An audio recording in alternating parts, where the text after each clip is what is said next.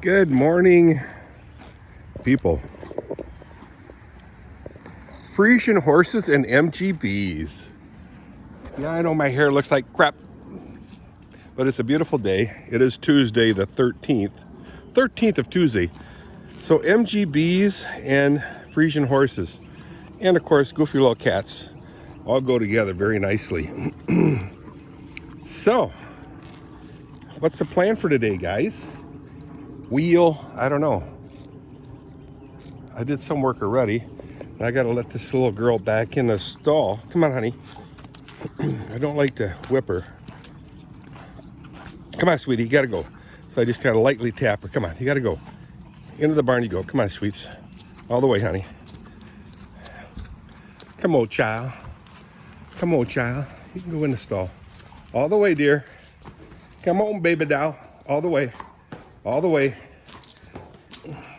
Come on, come on, come on. There you go. Oh, yeah, there she goes. Good girl. Hers was, when the horses are outside all day, they don't crap in here, which is nice. So, yeah. It was an easy peasy clean. This one will be just as easy. I don't know if I'll have to put any sawdust in here. No, I don't. Oh, you're such a pretty girl. You're such a pretty girl. Yeah. Pretty girl. Anyway, it is Tuesday. A little cumbersome here. Cumbersome. My sweets.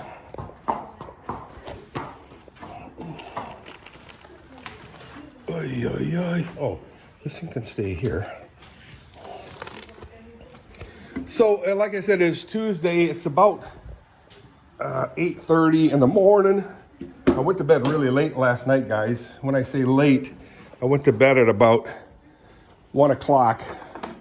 You know, that's usually a grave error for me because, here, let me sit you down a second. Excuse me. Why? Well, look at that beautiful butt on that girl. Big black butt. Yeah, buddy. Anyway. So, what's the deal today? Yesterday, as you can look over here, all you see is a Jeep and the van, my camper van Dirk. Dirk 10 off of Michigan here reporting in. The Mopar's not there anymore. The Mopar went for a nice little ride. And as you can see from the videos, if you watch my videos, you can see that I fired it up last night, or yesterday, after I mowed all the grass. I mowed the front and the back, the sides. I mowed my whole property, the mowing part of it. And turned out really, really good. The dandelions are finally done with their season for the most part. And so all the grass is all uniform height. So today, this morning, after I did some work for the church,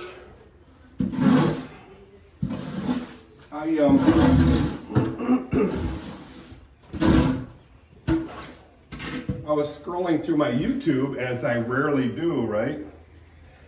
And it showed a guy by the name of Billy Strings. He might have been he was very young at the time, but he's still young.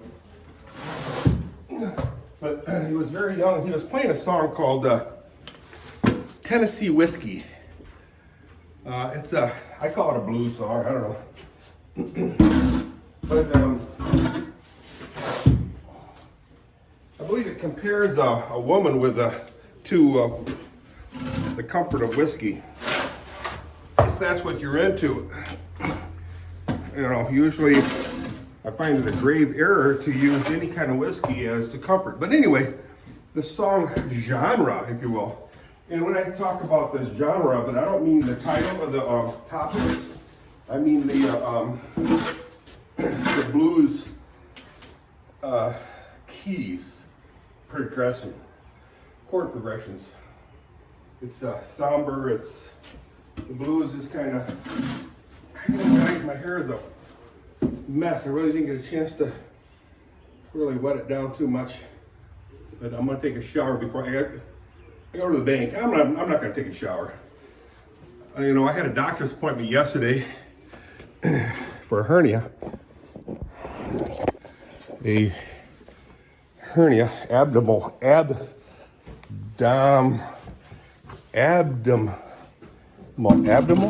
don't know, but abdomen, hernia at the abdomen, my belly. Anyway, I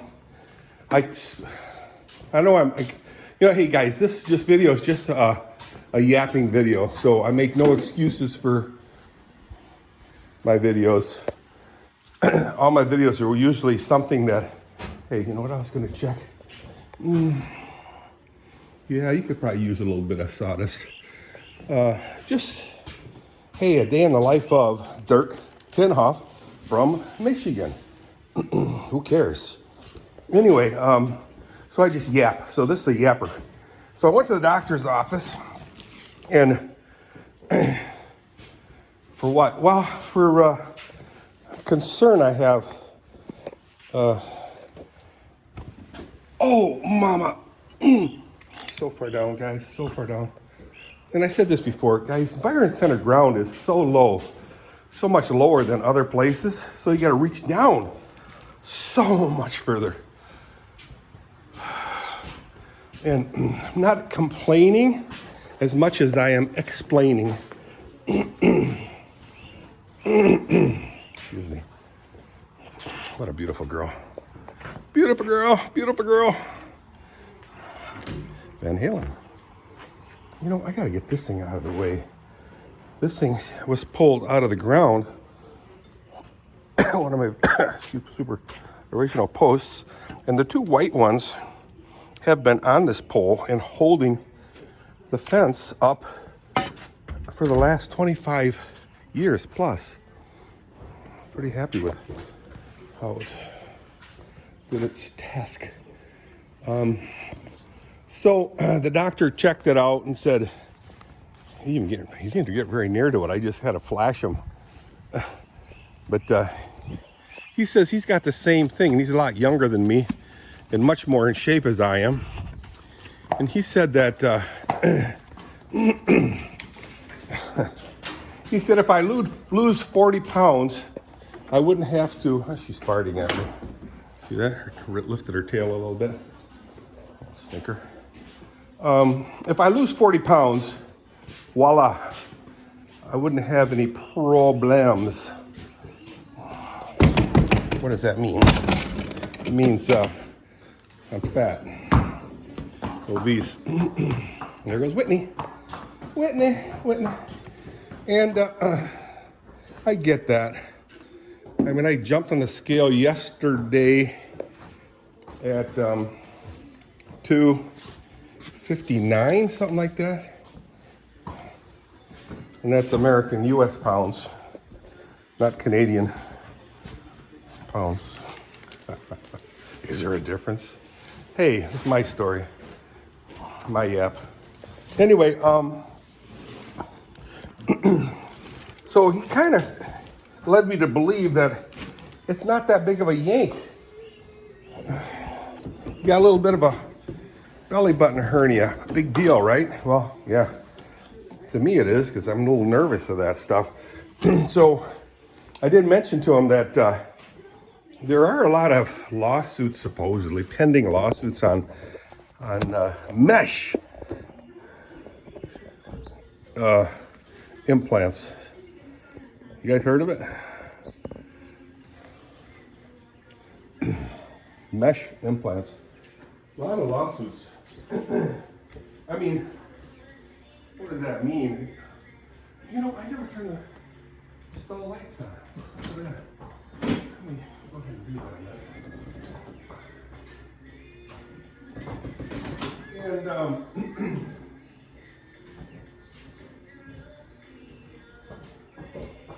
there we go.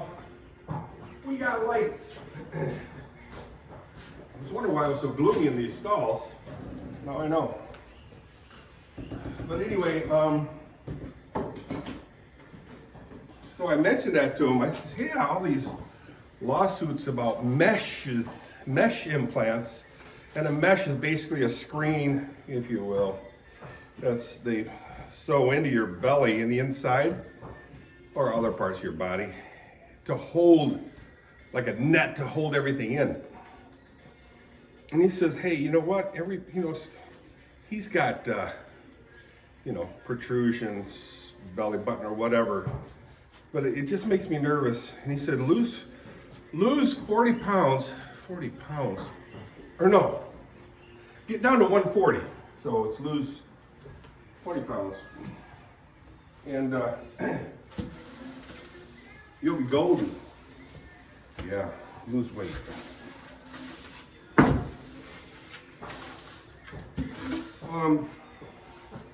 Actually, I can do that. So, I know where I can lose a lot of weight besides my big mouth.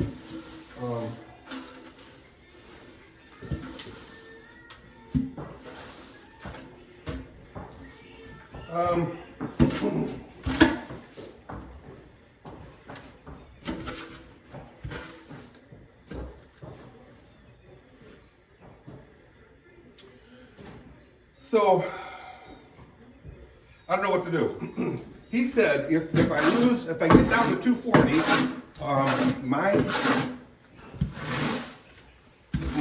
he said he wouldn't use mesh, he would just use stitch. He would just stitch it. He says, it's not the big a deal. I said, cool. He says, if you lose 20 pounds, your success rate would increase to like 95%. 95%. And if I stay the way I am, it reduces to like 65% success rate. In other words, it doesn't blast away the stitch, I guess. You know, what else? What other failures are there? So I said, okay. In other words, go home. Walk, like John Prine says, walk around the block staring at your shoes.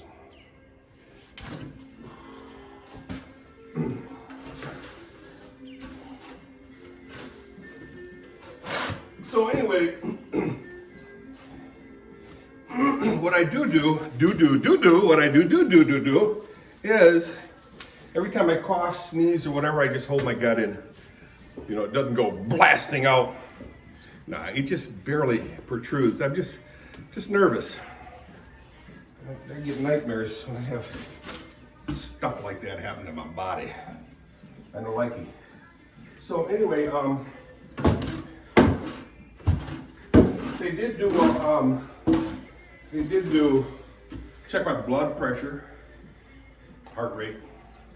Blood pressure was too high, he said. He said, she said, she's the one that took it. Nice lady. And but I had to walk from point A to point B plus. Well, normally you would just walk from point A to point B minus, just a very short jaunt. But I had to walk, so that's physically stressed me out, you know. Basically, I'm telling you, I'm out of shape. Oops. Dude, you're not done yet. Hi, sweetie. Hi, sweetie.